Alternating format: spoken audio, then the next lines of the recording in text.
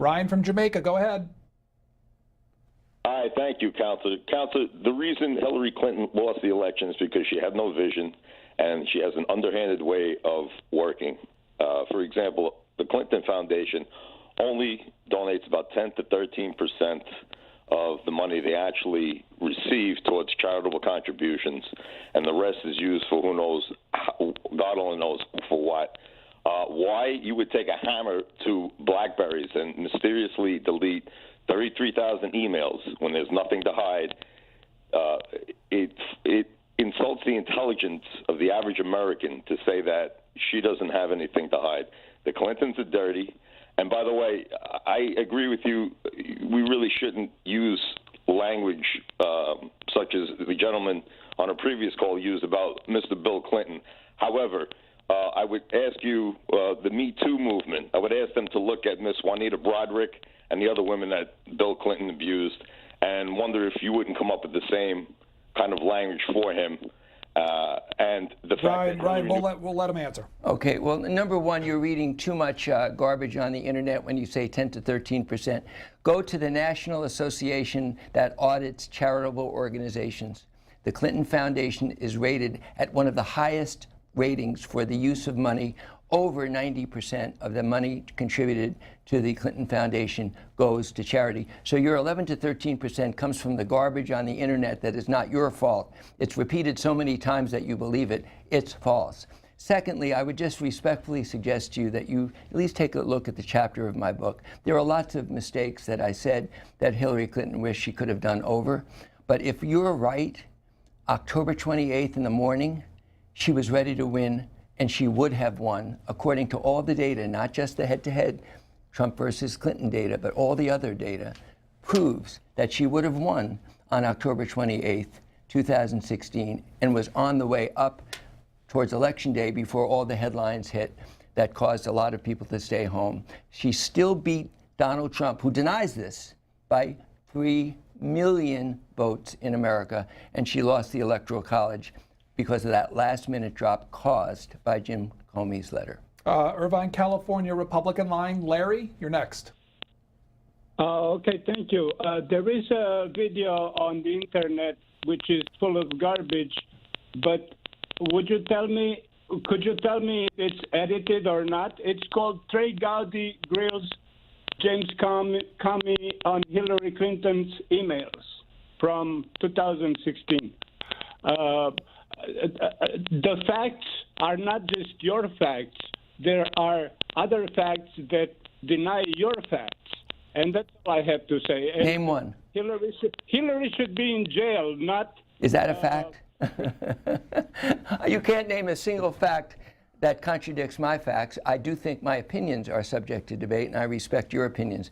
But after you tell me to state facts and then you end up Hillary should be in jail, if you think that's a fact, much less consistent with the due process clause of our Constitution, where everybody is presumed innocent until they're convicted by a jury of their peers, you better reread our Constitution with all due respect, sir. Anna's in Philadelphia, independent line. Yes, good morning. I would like to speak to the destruction of evidence which was subpoenaed, which I'm sure this gentleman knows is against the law. She took a sledgehammer and bleach bits to computers that were subpoenaed by the government. They granted immunity to Aberdeen and other aides before they gave evidence, and they destroyed their computers. And the DNC was requested to submit their computers to prove they were hacked, and they did not do this. You say that Hillary accepts responsibility. She's no aristocrat with a double standard. The law should apply to her, and the gentleman's right. She should have been indicted and in jail, and therefore not a candidate. You should be ashamed of yourself, Lanny. Thank you. Well, if you're looking at shame, just think of what you've just done on national television.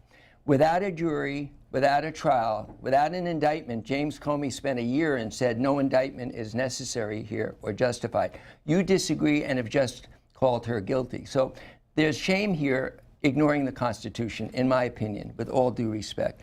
Secondly, I would remind you that what you read on the internet could be from the Russian trollers that we now know existed. Everybody in the U.S. government that Donald Trump appointed the head of Director of National Intelligence, Dan Coates, the head of the CIA, the entire intelligence community says that Russia inserted into your information that you are misstating and believing to be true because they gamed and played you.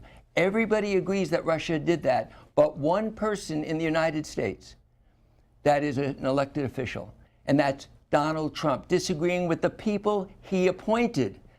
Forget about me. And you're denying those facts and reciting things on the internet, including destruction of evidence after a subpoena. That's absolutely 100% false. I know you've heard it. I know you've read it. It could come from Russian trollers. It could come from partisan Republicans. It doesn't make it true. Nothing was destroyed after Mrs. Clinton received a subpoena. That is an absolute fact. Your reading of the internet, to the contrary, does not make it true. Let me ask you about the polls that you've been citing. Where did you get them from specifically? How did you pull this information from? And how wide are the sources? I was completely obsessed. I started in November, right after the election. I not only went to every poll published in the last 2 weeks of the election, every poll in the battleground states. Give us examples. Give us examples of polls. Well, I went to from Gallup to Real Clear Politics, all of the polls, the ABC, Washington Post, the New York Times, USA Today, all the Fox News polls. So I went to polls that were Rasmussen, all the polls considered to be more Republican, more conservative. But I didn't just look at the horse races. I viewed 500, 1,000 polls in the key battleground states. I looked at the impressions, the feelings. Did anything happen between October 28th and November 8th where people changed their feelings, where people are more accurate, as I said earlier, than who they voted for? And the crash of numbers on going from 50-50 positive to negative to 2-to-1, 3-to-1 negative within days was shocking to me. And then I kept searching, because I didn't trust polls either.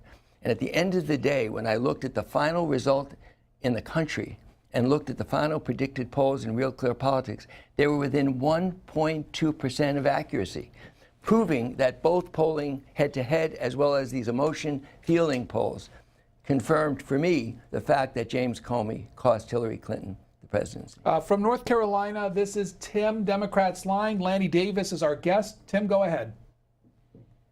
I was wondering about the Obama coalition not turning out for Hillary. What do you think that was?